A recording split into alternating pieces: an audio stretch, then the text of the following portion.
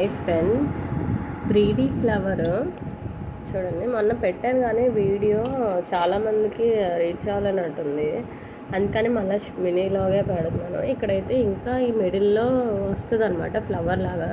నేనైతే 3D flower పెట్టుకుంటున్నాను. ఆ లైన్ ఎక్కడైతే వస్తుందో కరెక్ట్గా సెంటర్లోనే అటు ఇటు పెట్టుకుంటున్నాను చూడండి.